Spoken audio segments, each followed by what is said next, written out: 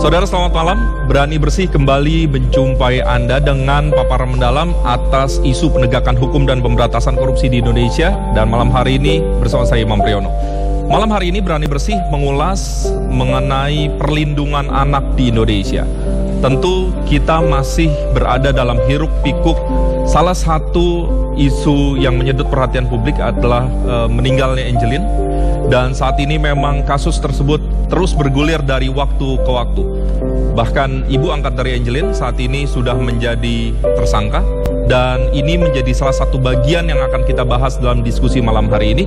Tetapi kita juga tidak akan lupa untuk mengulas apa yang harus kita lakukan pada masa-masa mendatang. Untuk mengulas topik perlindungan anak di Indonesia, saya telah hadirkan 4 orang narasumber. Dan saat ini masih kita menunggu 1 orang lagi, tetapi di studio kami sudah ada 2 dan di Bali ada 1. Saya akan perkenalkan. Yang pertama, narasumber tetap kami Kang Asep Iwan Iriawan, pakar hukum pidana. Selamat malam. Dan di ujung ada Pak Rektor, ada Bapak Dr. Haji Saiful Bahri SMH, ahli hukum pidana dan juga Rektor UMJ. Dan di ujung ada Komisaris Besar Polisi Heri Wiyanto, Kabid Humas Polda Bali. Bapak-bapak selamat malam, terima kasih sudah bersama kami. Selamat malam Pak Imam. Baik, bapak-bapak sebelum kita mengikuti dialog, kita telah mempersiapkan atau kami telah mempersiapkan sebuah tayangan untuk Anda dan tentu akan mewarnai diskusi malam hari ini. Berikut tayangan selengkapnya.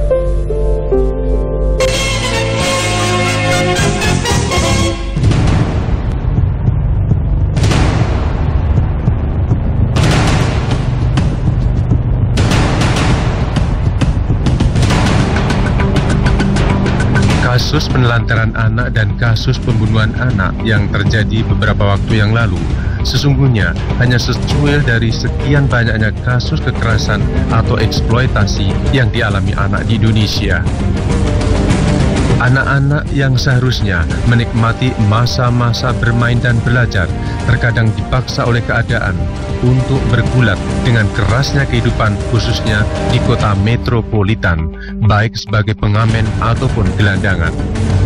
Padahal sejatinya anak merupakan anugerah sekaligus amanah yang diberikan kepada kedua orang tuanya untuk dididik dan dirawat sebaik-baiknya hingga kelak menjadi manusia yang cerdas dan berguna baik bagi dirinya maupun lingkungannya. Perlindungan terhadap anak adalah sebuah keniscayaan, apalagi anak-anak yang notabene lahir dari ikatan pernikahan yang syah. Dalam UUD 45 tersurat bahwa fakir miskin dan anak-anak terlantar dipelihara oleh negara.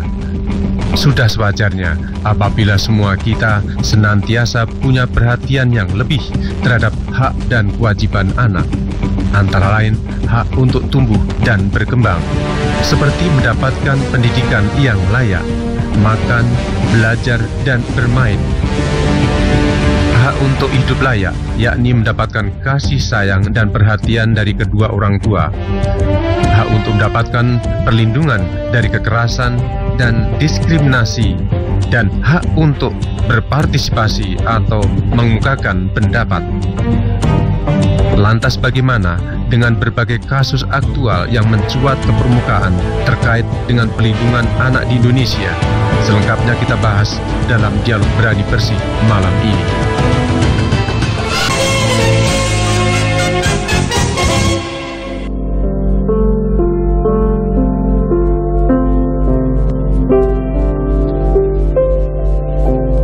Baik, saudara, baru saja kita sudah saksikan tayangan yang telah kami persiapkan untuk Anda. Dan tentu menjadi poin penting dari pembahasan malam hari ini adalah bagaimana kasus Angelin ini bergulir. Pro kontra saat ini menyelimuti ruang publik. Salah satunya tentu mengenai tersangka atau status tersangka yang saat ini sudah menjerat Ibu Margaret Megawe, ibu angkat dari Angelin. Dan lebih jauh saya akan langsung menuju ke Bali. Pak Kombes Heri Wiyanto, bisa disampaikan bagaimana perkembangan kasus mengenai Angelin ini, Pak? Baik, dari berawal tanggal 16 Mei 2015 lapor seorang warga masyarakat, Ibu Margaret, ke Polsek Denpasar Timur tentang anak hilang, Ya. atau seorang anak meninggalkan rumah tanpa izin. Oleh sebab itu, kita dari kepolisian melakukan upaya-upaya pencarian, baik kita melaporkan atau menyampaikan kepada media, maupun kita mencari dengan menggunakan anggota di satuan-satuan wilayah yang ada di jajaran Polda Bali. Oleh sebab itu, kita juga bekerja sama dengan lembaga-lembaga peduli anak untuk menemukan tersangka, dengan harapan pada saat itu untuk menemukan Angelin dalam keadaan hidup. Ya. Tetapi pada tanggal 10 Juni 2015 kemarin, anggota dari penyidik Denpasar, Polresta Denpasar menemukan jasad Angelin sudah dalam keadaan meninggal dunia. Berawal dari situ, kita langsung melakukan penyelidikan, kita langsung melakukan penyidikan terhadap temuan jenazah Angelin. Baik. Kemudian tanggal 11 kita menetapkan satu tersangka, yaitu saudara AGS dalam kasus kekerasan, hilangnya nyawa Angelin. Kemudian kita lanjutkan dengan upaya-upaya penyidikan dan selanjutnya. Kemudian pada hari Minggu kemarin, tanggal 28 Juni 2015, kita menetapkan satu tersangka baru, yaitu Nyonya M selaku pelaku di dalam tindak Bapak, mohon pidana maaf, saya kekerasan potong, Pak. yang menyebabkan meninggalnya Pak Heri, mohon maaf saya potong. Bagaimana kita menjawab tudingan bahwa penetapan tersangka kepada Ibu Margaret ini adalah atas desakan publik, bukan berdasar kepada bukti-bukti permulaan yang cukup? Bagaimana Polda Bali menjelaskan hal ini? Jadi begini,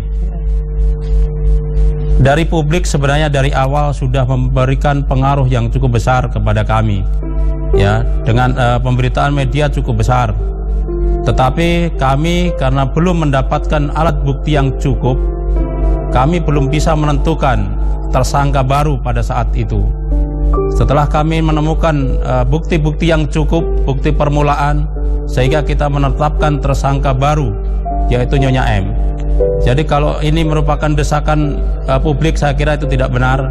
Ini merupakan upaya penyidik untuk membuktikan dengan upaya-upaya penyelidikan maupun penyidikan guna menemukan bukti permulaan, sehingga kita bisa menemukan tersangka selain tersangka AGS, yaitu tersangka Nyonya M. Jadi desakan-desakan, opini-opini masyarakat tidak mempengaruhi, apalagi ada intervensi dan sebagainya, itu tidak akan mempengaruhi penyidik di dalam menentukan tersangka baru. Karena kita tahu bahwa apabila hanya berdasar kepada itu, kita mempunyai konsekuensi hukum yang akan kita dapatkan apabila kita tidak menemukan atau kita tidak mempunyai alat-alat bukti untuk menjerat ataupun untuk menentukan tersangka baru. Demikian. Satu pertanyaan lagi, Pak, sebelum saya beralih ke narasumber yang lain. Sebaliknya, apakah kepolisian begitu yakin bisa mempertanggungjawabkan hasil penyelidikan ini? Karena Ibu Margaret kabarnya akan melakukan pra-peradilan, dan juga kabarnya sampai detik ini tidak mau menandatangani BAP. Apakah terganggu Polri, Pak? Kita harus yakin, kita penyidik harus yakin ada alat bukti yang sudah kita dapatkan. Yang pertama adalah hasil keterangan dari saksi Agustai Hambamae yang menjelaskan bahwa pelaku di dalam hilangnya nyawa Angelin adalah Nyonya M. Kemudian diperkuat dengan hasil laboratorium forensik, yang merupakan hasil dari olah TKP yang kita lakukan dengan bantuan teknis dari laboratorium forensik Denpasar maupun laboratorium forensik Mabes Polri, termasuk Inavis yang didatangkan dari Mabes Polri. Kemudian yang ketiga adalah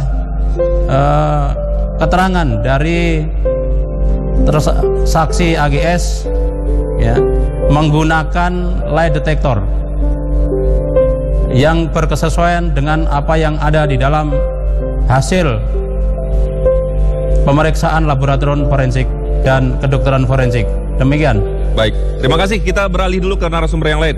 Saya ingin ke Kang Asep, nanti baru ke Pak Rektor. Kang Asep, bagaimana tanggapan Kang Asep? Sekarang kasusnya sudah bergulir, bahkan misalnya Ibu Margaret sudah tidak sabar, langsung saya limpahkan karena dia tidak mau menandatangani BAP dan itu juga hak. Bagaimana Kang? Pertama saya akan apresiasi kepada Polda Bali ya dan jajarannya bahwa publik mengikuti perkembangan ini hampir sebulan penuh ya, media cetak, elektronik, tapi sekiranya publik bukan menekan, betul kata Pak Heri. Publik hanya memperhatikan ini peristiwa yang betul menarik perhatian, tidak hanya dalam negeri, luar negeri juga menarik perhatian karena menyangkut perlindungan terhadap anak. Nah, ketika sekarang Polda penyidik menyatakan dia terlibat pembunuhan ya atau perantaran anak, ya saya pikir itu kan polisi kewenangan penyidik, baik objektif, subjektif berdasarkan alat bukti. Nah di KUHP diatur alat bukti itu ada 5 minimal, bagaimana nanti meyakinkan hakim dengan minimum 2 alat bukti. Tadi Pak Heri sudah mengatakan betul bahwa alat bukti saksi 1 dari Agus, 2 laboratorium ya dari forensik baik Polda maupun Mabes, kemudian ada teleskopi, kemudian itu sudah minimum udah ada 2 alat bukti ya, ada surat saksi, ada ahli 3. Nah ini prosedural. Nah sekarang soal nanti tersangka tidak mau datangani bukan soal, nanti kan di berita acara ditanya yang bersangkutan tidak mau menandatangani. Sekali ini hanya prosedural. Nah sekarang kalau nanti tersangka menunjukkan pra peradilan silakan tuh hak. Yang penting soal tapi benar atau salahnya Polda Bali atau penyidik sudah menyatakan berdasarkan lebih dari 2 alat bukti itu diuji nanti di persidangan. Nah sekarang yang penting sekarang polisi telah menetapkan tersangka berdasarkan minimum 2 alat bukti, 3 malah lebih kan alat bukti. Saya pikir kita apresiasi ini prosedur hukum yang harus tempuh. Soal nanti benar atau tidak tersangka nanti di persidangan, kewajiban jaksa lah nanti meyakinkan hakim dengan alat bukti yang sudah diperoleh oleh penyidik. Saya pikir prosedur hukum itu ditempuh dengan tepat dan benar oleh oleh kepolisian. Nah sekarang bagaimana nanti ini di persidangan dihadirkan menjadi suatu perkara pidana, baik pembunuhan, penelantaran anak atau dakwaan-dakwaan lain yang akan kelak dibuat oleh jaksa, apakah terbukti atau tidak? Karena pembuktian itu di persidangan. Ya, kalau sekarang siapapun boleh berpendapat, siapapun boleh berbeda pendapat, tapi kan yang tahu fakta-fakta itu adalah penyidik. Ya, nah penyidik ini akan dihadirkan kepada kejaksa, apa nanti lengkap atau tidak, sudah lengkap persidangan. Tapi semua akan nanti terungkap di persidangan semuanya. Saya pikir prosedurnya terlepas sekarang publik, sekali lagi publik memperhatikan dan mengikuti.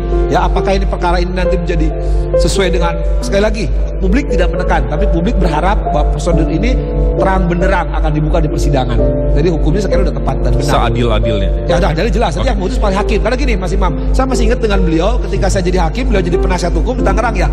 17 tahun yang lalu ya, ingat tuh kalau 17 tahun yang lalu ya. Kalau memang hakim gak yakin, itu pembunuhan loh kalau nggak salah ya Pak ya. Pembunuhan berencana. Pembunuhan berencana, saya bebaskan. Karena hakim gak yakin gitu. Makanya betul penyidik sekarang bagaimana dua alat bukti untuk meyakinkan hakim. Kalau nanti hakim gak yakin, hakim bisa membebaskan. Tapi sekali lagi, alat bukti tadi nanti akan diuji di persidangan, bukan di pra-peradilan. Pra-peradilan hanya prosedural. Yang penting beliau udah lebih dari 2 alat bukti. Itu aja yang penting. Kang Asep, tanpa mau melangkahi pengadilan, sekarang ada pra-peradilan, itu satu. Yang kedua, mungkin salah satu konteks yang akan dibawa adalah 2 atau 3 alat bukti yang diajukan oleh kepolisian dianggap tidak valid. Kesaksian dari salah satu saksi dianggap tidak mewakili atau merepresentasi sebuah peristiwa. Bagaimana menjawab? Ini mungkin Mas Imam masih ingat waktu kuliah di kampus kita dulu, ada mata kuliah pembuktian. Untuk menilai pembuktian itu benar atau tidak nanti di persidangan, bukan di pra-peradilan. Pra-peradilan itu kan sekarang kan diperluas penetapan tersangka, apakah ada alat bukti atau tidak. Dan ketika alat bukti tadi Pak Heri mengatakan lebih dari 2, itu yang penting 2 alat bukti. Soal alat buktinya sah atau tidak, valid atau tidak, adanya di persidangan nanti, bukan di pra-peradilan. Yang penting sekarang kepolisian telah menetapkan berdasarkan bukti permulaan yang cukup, menetapkan tersangka. Bukti permulaan yang cukup itu berdasarkan Mahkejapol maupun putusan Mahkamah Konstitusi harus lebih dari 2. Tadi kalau penjelasan Pak Heri kan lebih dari 2 kan, ada keterangan saksi. Soal kesaksi benar atau tidak sekali lagi nanti di persidangan. Keterangan ahli, keterangan laboratorium forensik itu lebih dari 2. Yang penting itu. Tapi sekali lagi soal benar atau tidak itu di persidangan, bukan di pra-peradilan. Itu harus dipisahin dulu. Jadi alat bukti itu dinilainya nanti di persidangan. Tapi 2 atau 3 alat bukti memenuhi sebagai tersangka, silahkan di pra-peradilan. Tapi tidak boleh menilai alat bukti isinya benar atau salah.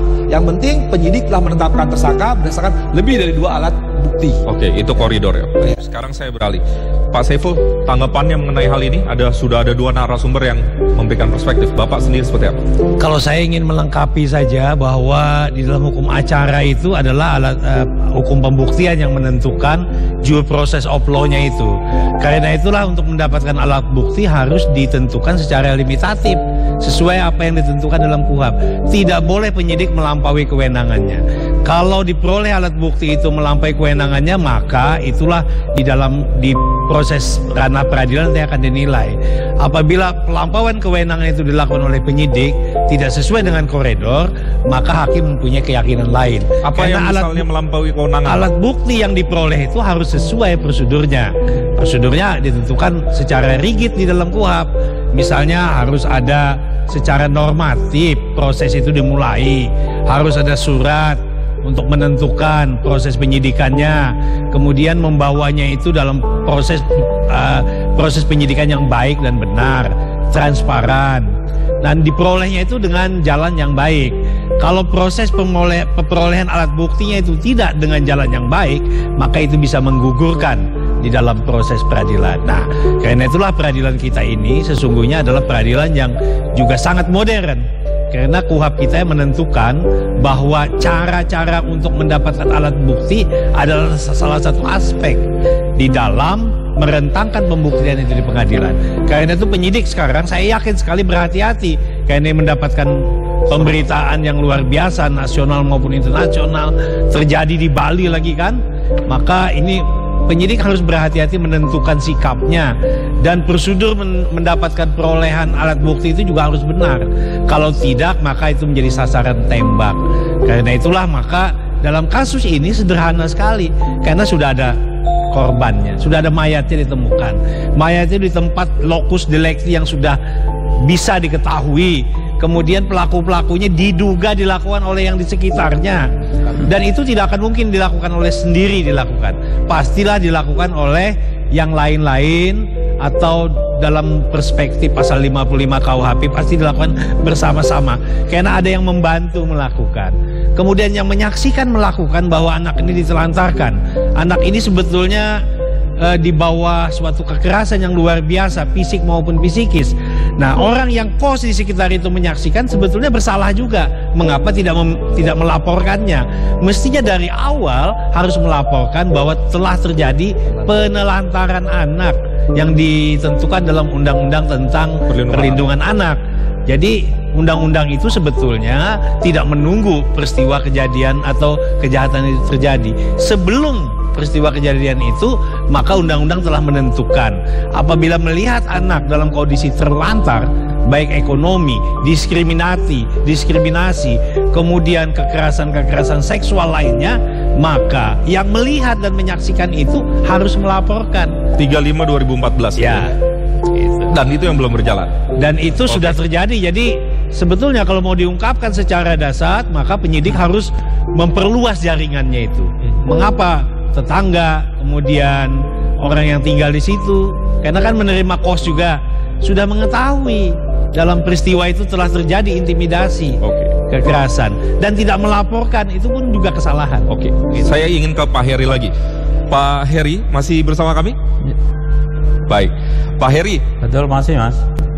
Apakah ada perkembangan baru terkait dengan hasil penyelidikan? Kan yang terakhir yang beredar luas di media bahwa ditemukan bercak darah, dan ternyata bercak darah itu juga kabarnya dimiliki oleh Ibu Margaret. Dan selanjutnya, kapan berkas ini lengkap? Kemudian kapan mulai masuk ke proses yang berikutnya, ke proses persidangan? Iya, kalau untuk berkas lengkap kemudian akan kita lanjutkan ke penuntut umum. Saya kira kita kan baru memulai untuk kasus dengan tersangka Nyonya M, khususnya kasus pembunuhan. Oleh sebab itu kita masih harus melengkapi berkas-berkas yang ada. Kemudian kita juga harus memeriksa saksi-saksi yang kemarin ya sebagai saksi dari tersangka Agus. Ya, kira-kira berapa lama lagi waktu yang dibutuhkan oleh Polda Bali untuk menuntaskan proses penyelidikan ini, Pak? Ya, untuk penahanan tersangka M dengan kasus penelantaran anak memang waktu baru 20 hari penahanan. Kemudian kita sudah memperpanjang 40 hari. Saya kira kita masih mempunyai waktu untuk melengkapi berkas-berkas yang harus kita lengkapi dalam proses ini. Oleh sebab itu saya kira karena memang di dalam pemeriksaan Nyonya M sebagai tersangka ditolak oleh yang bersangkutan maupun pengacaranya. Oleh sebab itu kita juga akan membuatkan berita acara ya nantinya untuk kelengkapan berkas tersebut, yaitu berita acara penolakan. Sehingga kalau memang sudah selesai semua yang kita lakukan dalam pemberkasan akan kita teruskan ke penuntut umum. Penyidik juga menginginkan bahwa proses ini juga cepat selesai.